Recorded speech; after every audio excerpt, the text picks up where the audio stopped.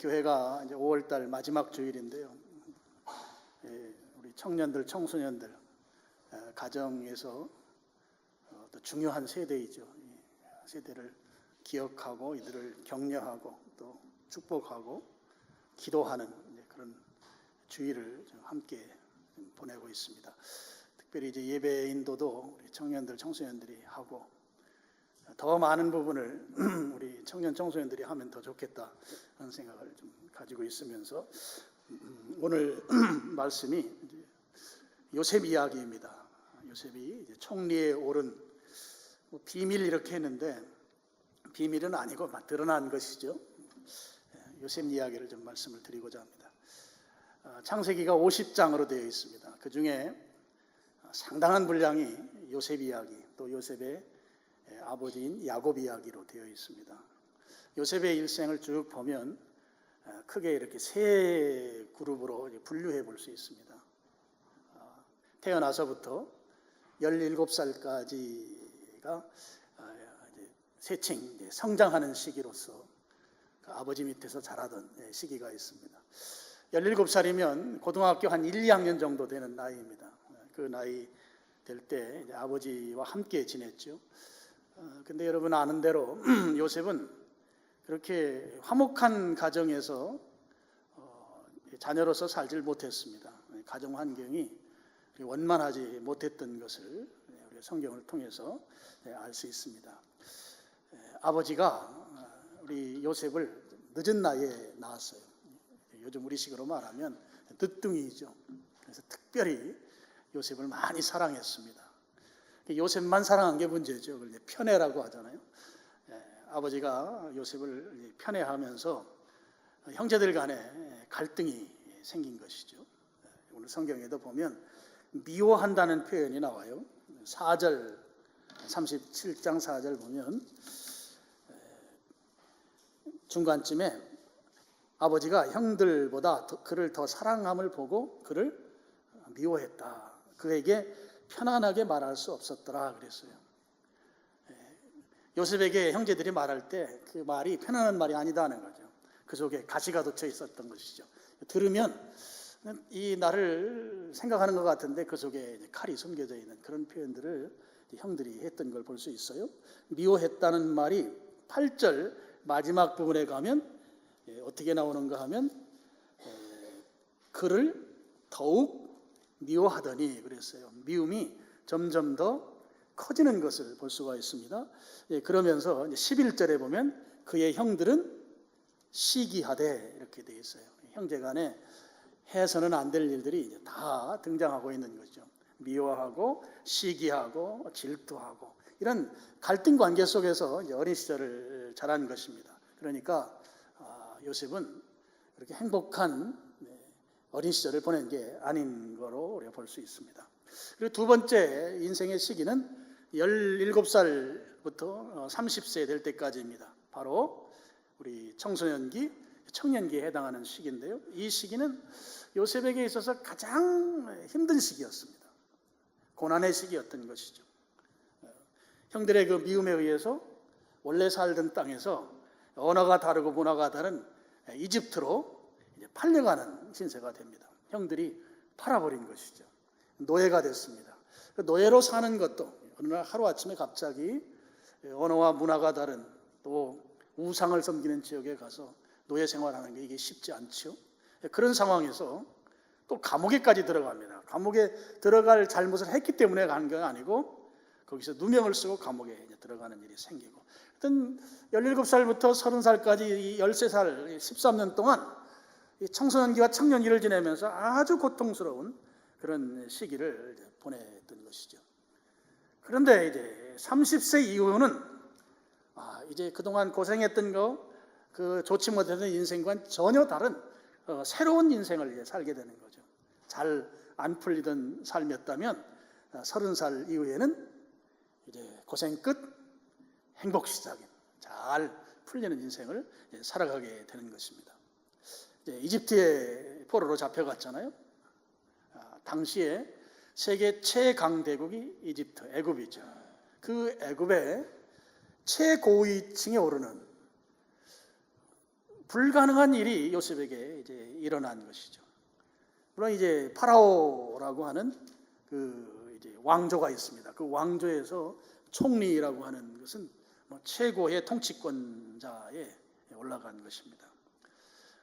최고의 통치 권력의 자리에만 앉아 있는 거 아니고 워낙 탁월한 정치적 리더십을 가지고 당시에 그 7년 동안 가물어서 먹고 살 수 없는 이 아주 위기의 상황을 슬기롭게 잘 극복해내는 일을 이 요셉이 해내죠.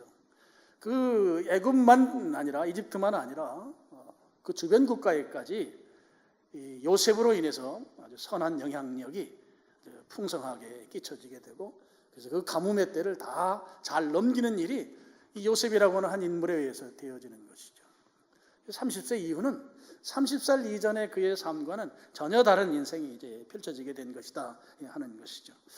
오늘 우리가 청년들과 청소년들을 생각하면서 예배를 드리는데, 여러분들 우리 요셉이 어린 시절에 그 자라온 환경은 이렇게 뭐 썩 좋은 환경은 아닌 것이 분명합니다. 고난의 때가 오고 형제들하고 서로 관계가 나쁘고, 그래서 오가는 말도 좋은 말이야 오가지 아니하고, 뭐 요셉 너 하나 없다고 해서 우리가 못 살겠느냐 하면서 요셉을 죽이려고 하고 또 외국에 팔아 넘기고, 뭐 이런 형제 관계 속에서 아주 고난 가운데 자랐습니다. 그런데 어느 날 일국의 최고 권력자가 되는 것이죠. 그냥 일반적으로 생각하면 불가능한 일이 요셉에게 일어난 것입니다. 그럼 이 요셉이라는 사람이 그 큰 영향력을 끼칠 수 있는 인물이 될 수 있었던 요인이 무엇인가? 오늘 제가 총리가 된 비밀 뭐 이렇게 한 것처럼 그것을 좀 우리 함께 나누기를 바랍니다. 요셉이 이제 늦둥이로서 그 아버지의 그 특별한 사랑을 받은 그 결과가 결국은 이제 애굽으로 팔려가는 그런 결과까지 낳은 것을 제가 말씀을 드렸습니다. 그런데 애굽에 팔려가서 노예로 살다가 어느 시점에 이제 감옥에 가게 됐다 말씀을 드렸어요. 그런데 이 감옥에 가는 것이 하나님께서 요셉을 통해서 일하시는 역사라고 하는 것이죠. 우리 일반적으로 생각하면 뭐 그 감옥서에까지 더군다나 누명을 쓰고 감옥에 들어가야 되는 그 상황을 요셉에게 하나님이 허락하시고, 또는 하나님께서 이 요셉을 세우시기 위해서 이 감옥이라는 곳에 하나님이 요셉을 보내시는 이 방법을 통해서 하나님께서 요셉을 하나님의 사람으로 또 영향력 있는 인물로 키우고 있다 하는 것이에요. 그래서 우리가 특히 젊은 우리 청소년 청년들이 지금 상황보다 더 어려운 상황일지라도 그것 때문에 좌절하거나 힘들어할 이유가 하나도 없다 하는 것을 여러분이 좀 확실하게 마음속에 다짐하면 좋겠어요. 만약에 요셉이 감옥에 가지 않았다면, 조금 심하게 표현하면 총리가 될 수 없었습니다. 하나님께서 그냥 요셉이 애굽에서 노예로 그냥 있었으면 도무지 만날 수 없는 사람을 만나게 해야 되는데, 그 만날 수 있는 방법이라고 하는 것이 그 애굽에서 최고 권력층에 있던 당시에 술 맡은 관원장, 그리고 떡 굽는 관원장, 최고 권력층에 있는 사람들을 요셉이 감옥소에 들어갈 그 즈음에 미리 감옥소에 잡아놓고 하나님께서 요셉이 누명 아닌 누명을 쓰게 만들고 그곳에 하나님이 보내신 것이죠. 그래서 이 감옥이 아니면 도무지 만날 수 없는 사람을 감옥소에서 만나게 한 거예요. 여러분, 사람이 출세하는데 중요한 하나님의 이끄시는 방법이 만남입니다. 만남. 그 만남의 복이 여러분의 있기를 축복합니다. 교회에서 또 학교에서 또 직장에서 내가 형제자매들과 만난 이 만남이 내 삶을 선한 영향력을 끼치는 리더십을 갖는데 그런 복된 만남이 되기를 축원합니다. 여러분, 이 요셉이 감옥소에 가서 감옥소에 가지 않으면 만날 수 없는 사람들을 만나게 해 주신 거죠. 감옥소에 있으니까 할 일이 뭐가 있어요? 대화를 많이 했겠죠. 그리고 감옥소에 있었던 그 고위 관리들은 이 요셉을 보면서 요셉의 말, 요셉의 행동, 요셉의 태도를 잘 관찰할 수 있었을 것입니다. 그러면서 이제 꿈을 꾸는 일이 생긴 것이죠. 꿈을 이제 해설해주는 그런 역할을 또 요셉이 이제 하게 되는 것입니다. 그런 일들을 통해서, 그러니까 지금 우리가 생각할 땐 감옥에 가는 것이 안 좋은 것이고 나쁜 것이고, 감옥에 안 가면 좋은데 하나님께서 감옥으로 보내셔서 감옥에 가지 아니하면 만날 수 없는 그 사람들을 만나게 하시고 그 만남을 통해서 하나님이 일을 이루어 가신다 하는 거예요. 그래서 지금보다 더 속상한 일이 있더라도 우리 하나님을 믿는 사람들은 결코 속상해할 일이 아니다 하는 것이죠. 그곳에서 이 일을 이루실 하나님을 기대하는 삶을 살아야 되는 것이죠.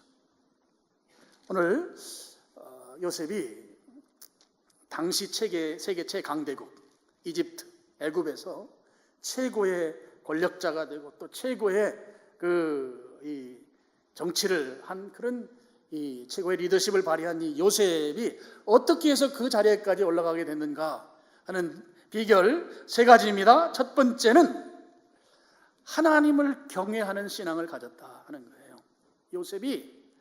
요셉이 총리가 되고 선한 영향을 끼치는 인물이 되는데 첫째로 꼽을 수 있는 요인이 무엇인가?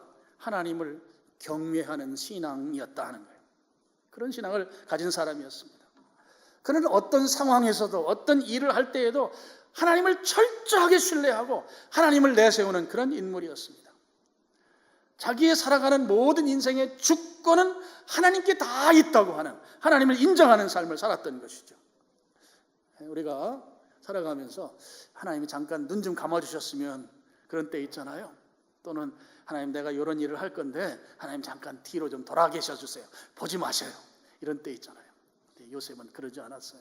어떤 상황에서도 하나님을 드러내고 하나님이 나의 온전한 주권자이신 걸 인정하는 그런 삶을 살았던 것이죠.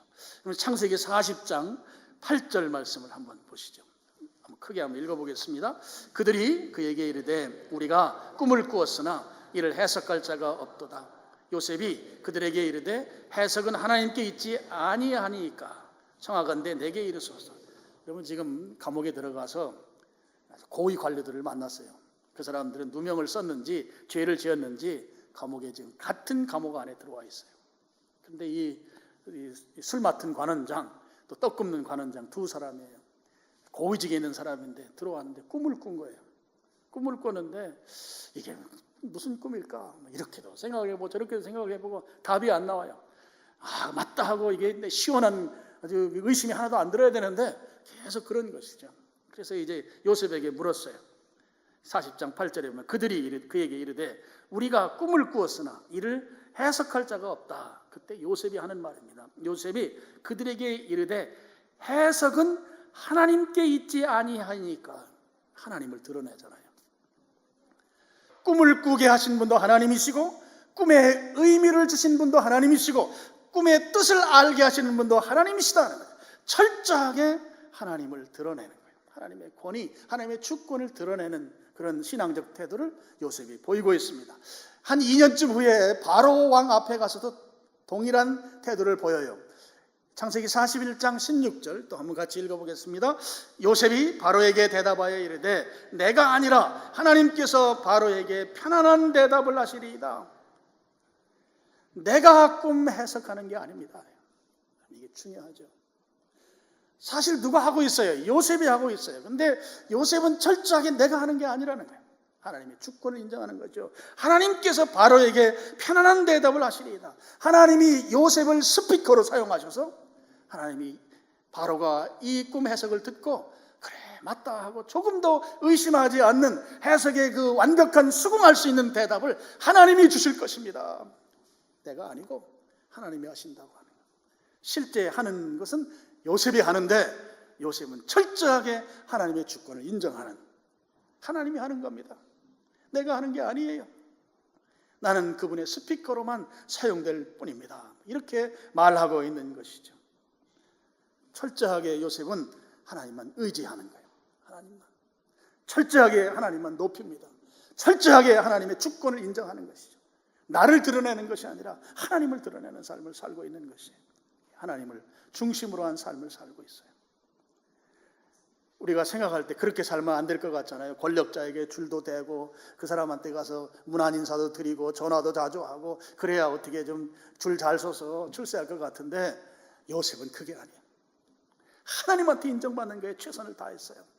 자기가 불리할 때도, 자기가 좀 이렇게 말하면 하나님 앞에 내가 살아가는데 내가 마이너스 요인이 될 것 같아도 그러나 언제 하시라도 하나님을 높이고 하나님의 주권을 인정하고 그런 삶을 살았다는 것이죠.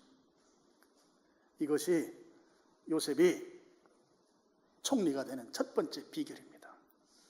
하나님을 내 생애 가운데 인정하는 삶을 산 거예요. 하나님의 주권을 내가 그대로 드러내는 삶을 산 거예요. 근데 우리는 어때요? 조금 어깨에다 힘주고 싶고 조금 잘하면 폼 잡고 싶은 게 우리예요. 근데 요셉은 그럴 수 있는 그런 많은 찬스가 있었음에도 불구하고 절대 그렇게 하지 않은 거예요. 하나님만 높인 것이죠. 내가 아닙니다. 하나님입니다. 내가 지금 꿈을 해석해서 내 입으로 지금 음성으로 밖으로 지금 내뱉고 있음에도 불구하고 내가 아니요 하나님입니다. 이렇게 말하고 있는 거예요. 하나님입니다. 총리가 된 첫 번째 비결이에요. 여러분, 요셉이 어떻게 이런 신앙을 가질 수 있었을까 궁금하잖아요. 요셉이 갑자기 하늘에서 뚝 떨어져서 이런 신앙을 가진 것일까? 요셉은 젊은 시절에 맨 고생하고 불우한 가정 환경 속에서 자랐는데 어떻게 이렇게 하나님의 주권을 인정하고 하나님을 드러내는 신앙을 가질 수 있었을까? 제가 생각하건대 요셉은 아버지의 신앙 유산을 계승한 거예요. 아버지로부터. 아버지가 야곱이죠. 야곱으로부터 그 신앙을 계승받은 자예요. 제가 볼 땐 그래요. 여러분, 요셉은 늦둥이라고 제가 말했잖아요. 늦게 태어났어요. 아버지는 그가 요셉과 함께 요셉을 늘 사랑하기 때문에 같이 지냈을 거예요. 많은 대화도 했을 거예요. 그런데 아버지는 걸음걸이가 제대로 걷질 못해요. 불편한 걸음걸이를 하시는 분이에요. 그러니까 이 아들이 물었을 거예요. 아버지는 원래 그렇게 걸으셨어요? 아버지 왜 불편하게 걸으세요? 언제 다치셨어요? 아마 요셉과 같이 가까이서 특별한 사랑을 받고 자랐기 때문에 아버지한테 자주 물었을 것 같아요. 이 사랑하는 아버지 야곱이 사랑하는 아들 요셉에게 내가 왜 이렇게 절뚝거리며 걸어야 되는지, 지금 불편하게 걸음걸이를 해야 되는지 그 이유를 아주 상세하게 설명했을 것이 분명합니다. 우리 아는 대로 야곱은 외삼촌 집 라반의 집에서 살다가 고향으로 돌아오는 과정 가운데 죽게 생긴 일이 생겼어요. 야곱도 형님 에서와 관계가 안 좋았거든요. 그런데 돌아온다고 하니까 형이 저 친구를 내가 그냥 둘 수 없다 하면서 400명의 군사를 훈련시켜서 대기하고 있었어요. 돌아오면 죽이겠다. 그 상황인데 야곱이 온갖 인간적 방법을 다 사용해도 형님이 마음을 돌리지 않는 거예요. 그때 창세기 39장에 야복강이라고 하는 그 요단강 지류 작은 강가에서 하나님 앞에 밤새 몸부림치며 기도했어요. 이 위기에서 나를 구해 주십시오. 하나님만이 하실 수 있습니다. 제가 한 모든 인간적 방법들이 다 통하지가 않습니다. 이대로는 나는 죽습니다. 밤새도록 하나님께 씨름하며 기도했더니 하나님께서 내가 너와 함께 하겠다 그러면서 환도뼈, 허리뼈를 친 거예요. 그래서 절뚝거리기 시작한 거예요. 내가 절뚝거리게 된 것은 하나님이 나를 살려주신 이유이다 하는 거죠. 하나님이 나와 함께 하시는 것이다. 하나님께서 나의 주님이신 것이 확실한 증거로 지금 내가 제대로 걸음을 못 걷는 것이다. 요셉에게 그런 자세한 이야기를 했을 것이고, 또 요셉은 어린 시절에 자라면서 아버지의 그런 하나님의 주권을 인정하는 그런 신앙의 이야기를 들으면서 직접 보고 듣는 신앙으로 아버지의 그 신앙을 계승하는 그 신앙 유산을 본받는 아들이 되었다고 보는 것이죠. 그래서 요셉이 이런 하나님 절대 신뢰하는 절대 주권을 인정하는 신앙을 갖게 된 것은 아버지 야곱으로 말미암은 것이다 하는 거예요. 오늘 우리가 우리의 자녀들에게 물려줘야 될 것이 무엇인가? 오늘 요셉과 야곱의 관계에서 보면 신앙입니다. 신앙을 유산으로 물려줘야 되는 것이죠. 신앙. 물론 재산도 많이 물려주면 좋겠지만 여러분, 자식에게 물려줘야 될 것이 있다면 신앙을 유산으로 물려줘야 됩니다. 부모는 자녀에게 재산 물려주면 좋지만 재산이 없어도 괜찮아요. 신앙만 확실하게 물려줄 수만 있다면 오늘 요셉 같은 인물이 나오는 것이죠. 그리고 자녀들은 부모님으로부터 신앙을 물려받았다고 하면 그러면 그것으로 족하게 여기는 자녀들이 되길 바랍니다. 우리 부모님의 신앙을 내가 계승해서 나도 부모님과 같은 신앙의 길을 가고 있다 하면 부모님이 재산을 조금 덜 물려줬건 안 물려줬건 관계없이 이것으로 나는 최고의 유산을 물려받았습니다. 자식들이 부모님께 감사할 수 있는 그런 신앙적 태도를 갖는 자식이 되기를 바랍니다. 우리 청소년들, 청년들, 부모님이 조금 덜 살아도 부모님이 내게 물려준 이 신앙 때문에 내가 예수님 믿게 됐고 내가 이 신앙 때문에 신앙생활하고 주님의 자녀가 됐다고 하면 아무것도 안 물려줘도 좋습니다. 그거 하나 감사합니다. 그것이 이 세상에 있는 많은 걸 다 물려준 것보다 훨씬 더 큰 것입니다 하고 부모님께 감사하는 여러분 되길 바라요. 정말 신앙만 물려받으면 되는 거예요. 신앙 물려받으면 그 다음부터는 하나님이 책임지시거든. 하나님께서 책임지시는 거예요. 신앙이야말로 우리에게 있어서 최고의 유산인 줄 알기를 믿기 바랍니다. 그거보다 더한 유산이 없는 거예요.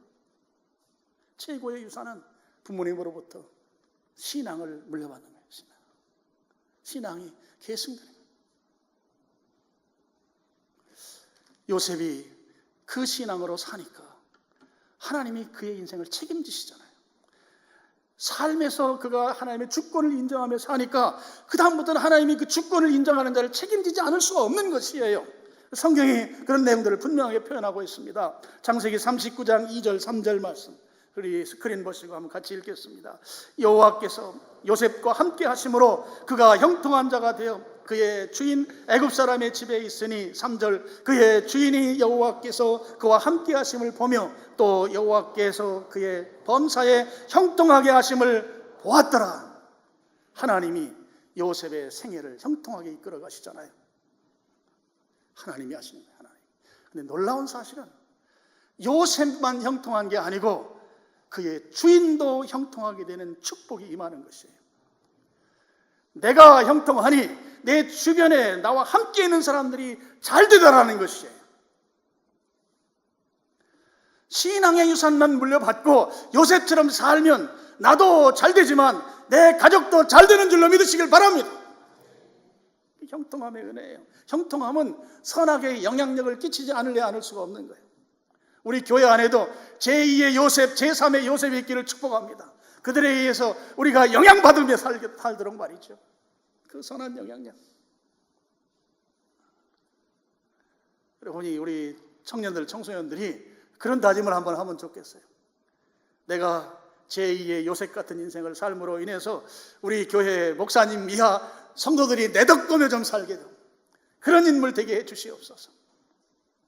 그런 꿈을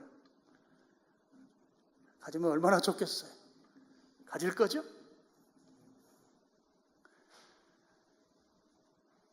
하나님 주권을 내세우며 사는 사람을 하나님이 책임지시는데 형통하게 이끌어 가시는 거예요. 지금 부모님으로부터 요셉이 받은 유산이 없어요. 그래서 여러분, 유산 때문에 형제들 간에 서로 사이가 안 좋아지는데 우리 예수님 믿는, 특별히 우리 교회 다니는 여러분들이 손해보기 바랍니다. 손해보면 그게 이기는 거예요. 내가 어떤 분 보니까 몇백만 원 되지도 않는데 그거 가지고 형제 간에 완전히 쳐다보지도 안 봐요. 그런 경우도 봤어요.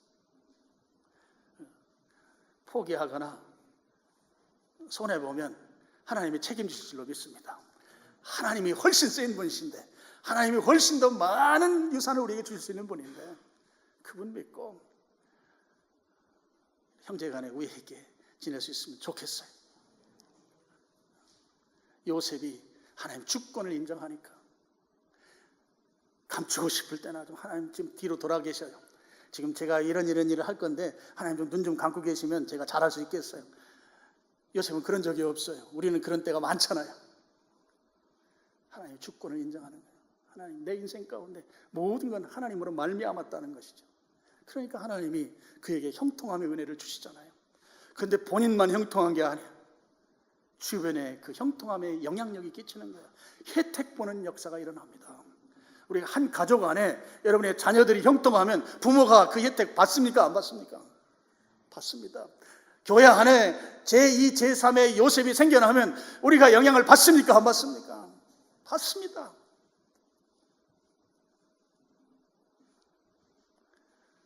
그런 인물이 되잔 말이죠. 그런 인물이.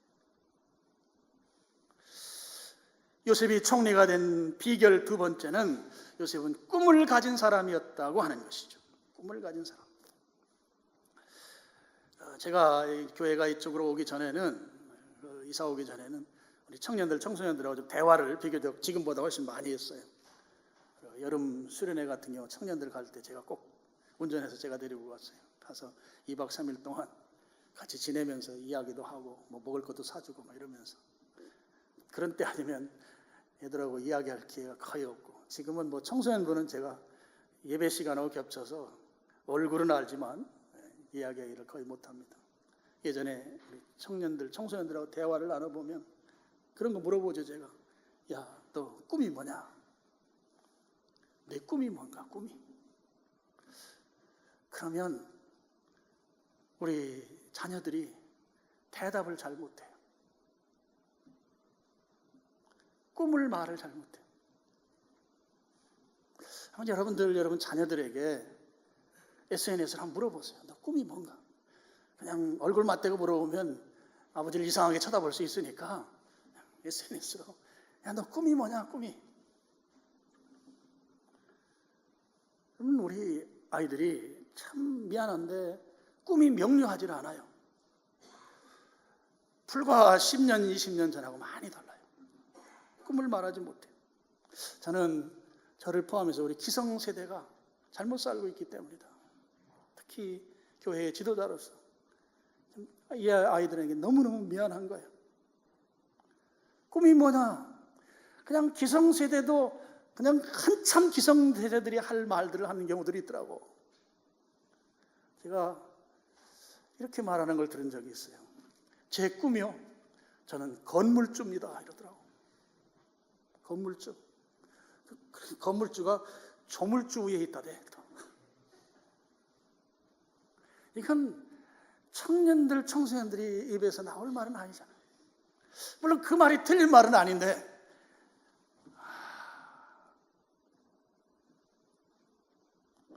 기성세대의 잘못이 커요. 미안해요, 내가. 지금 아이들이 전공을 정하는 것도 스스로의 달란트를 따지면서 전공 정하지도 잘 못해요. 여러분, 뭐 엄마 아빠가 그거 다 정해.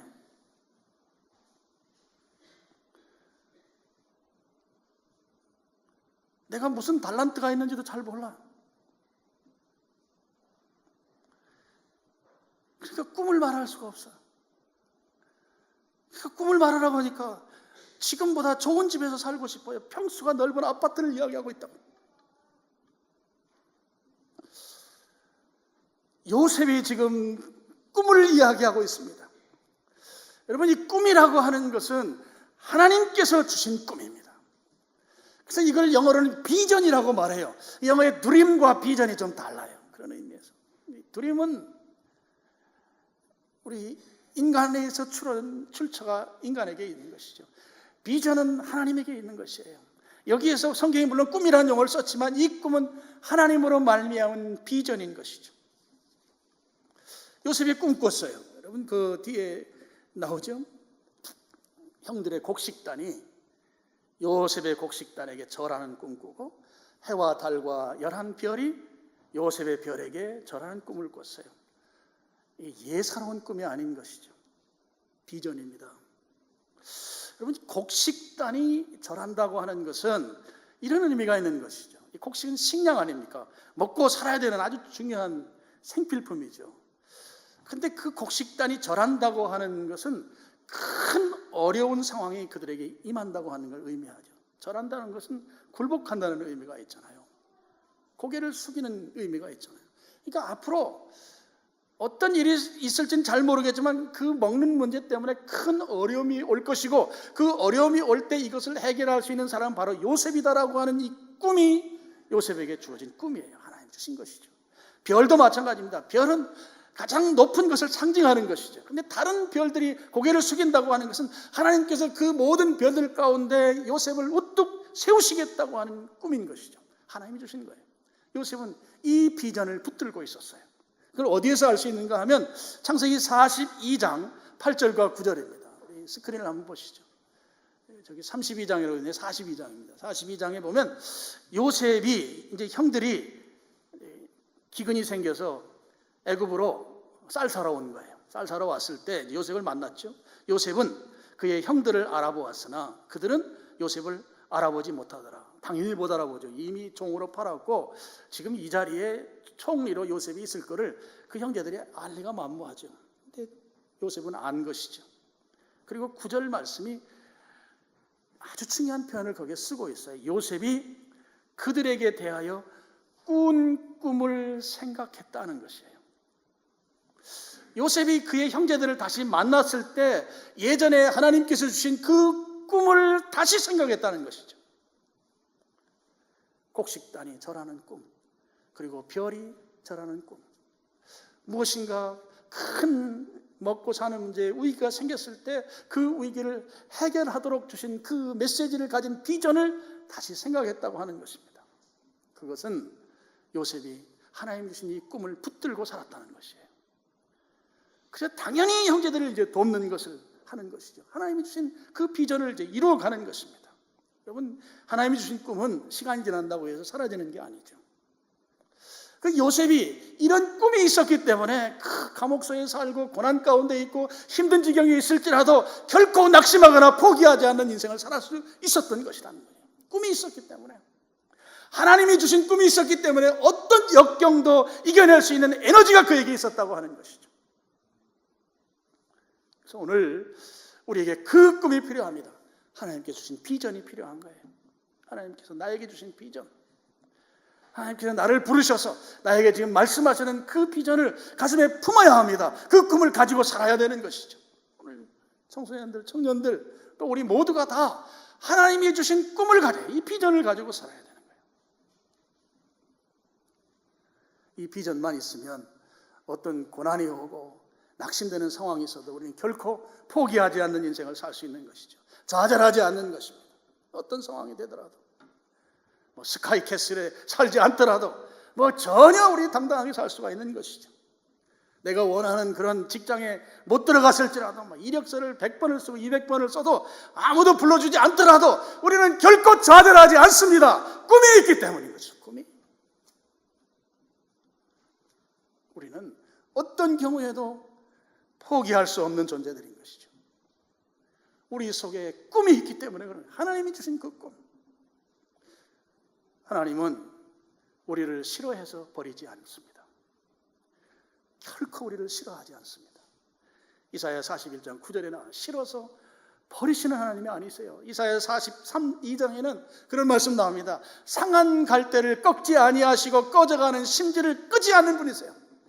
우리가 아무리 뒤에 처지고 사람들로부터 인정받지 못하고 따돌림을 당할지라도 하나님은 결코 우리를 버리지 아니하신다는 것이죠.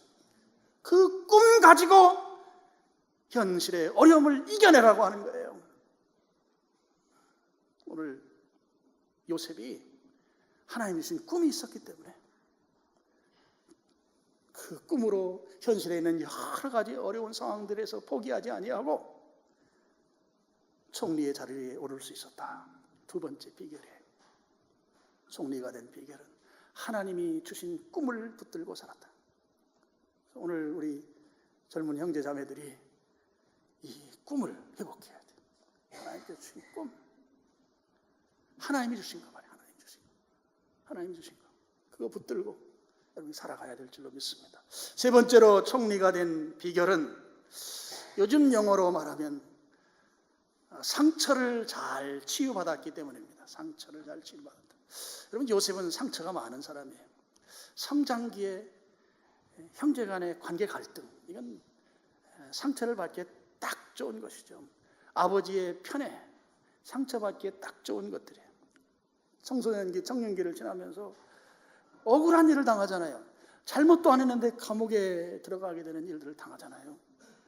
억울하고 속상해 견딜 수가 없는 거예요. 막 분노가 생기고 화가 나고 막 잠자다가도 벌떡 일어날 만한 일을 이 젊은 시절에 이 요셉이 계속 당합니다. 특히 혈육으로부터의 배신, 죽이려고 했잖아요. 그러다가 문화가 다르고 언어가 다르고 또 우상이 득식을 하는 그런 애굽으로 팔아버렸어요. 얼마나 깊은 상처가 그에게 있었겠습니까? 근데 요셉이 첫 아들을 낳아요. 아들을 낳고 나서 이렇게 고백합니다. 창세기 41장 51절입니다. 우리 같이 읽어보겠습니다. 요셉이 그 장자의 이름을 므낫세라 하였습니다. 하나님이 나로 나의 모든 고난과 나의 아비의 잃어버리게 하셨다 함이었더라. 나의 아비의 온 집 일을 잊어버리게 하셨다 함이었더라. 여러분, 므낫세라고 하는 이 이름의 뜻이 잊어버리게 한다는 뜻이에요. 여러분, 이 말씀을 보면 우리가 이런 걸 유추해 볼 수 있어요.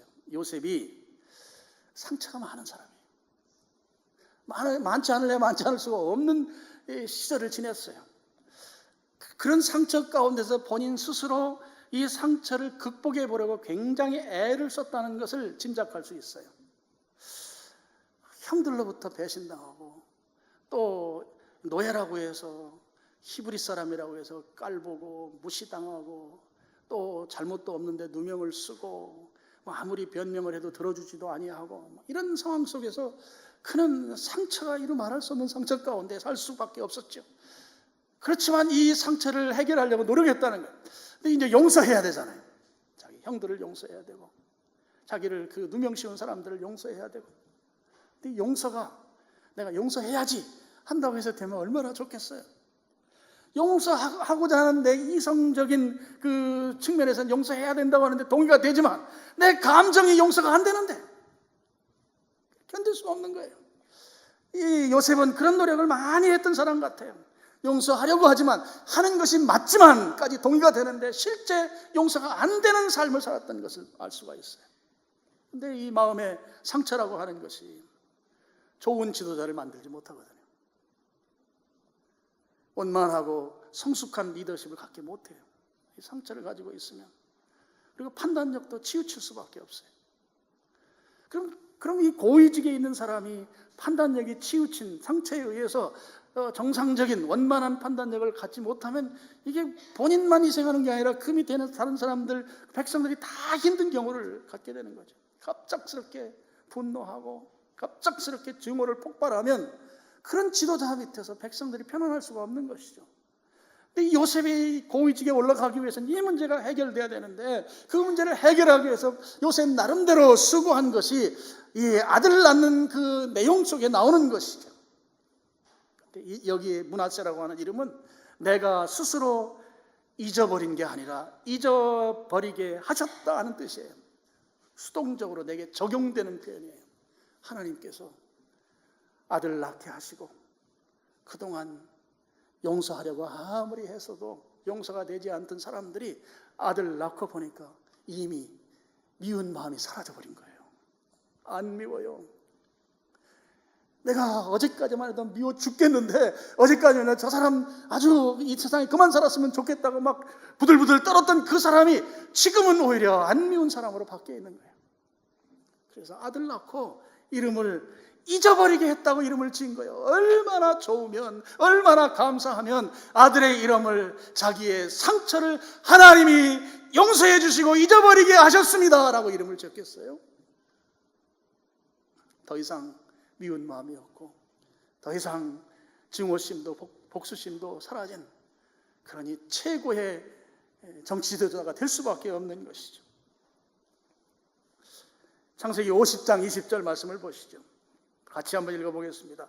당신들은 나를 해하려 하였으나 하나님은 그것을 선으로 바꾸사 오늘과 같이 많은 백성의 생명을 구원하게 하셨나니. 여기 요셉의 형들을 향해서 하는 말이죠. 당신들은 나를 죽이려고 했지만 하나님은 그것을 선으로 바꾸셨다. 그것 때문에 상처받고 내가 복수심 가운데 살아왔는데 하나님이 바꿔주셨다. 선으로 바꿔주셨다. 나는 당신들을 내가 그냥 둘 수가 없어.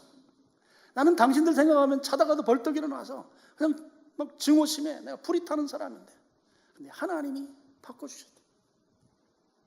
하나님이 그것을 선으로 바꿔주셔서 오늘과 같이 많은 백성의 생명을 구원하게 하시려 하셨나니.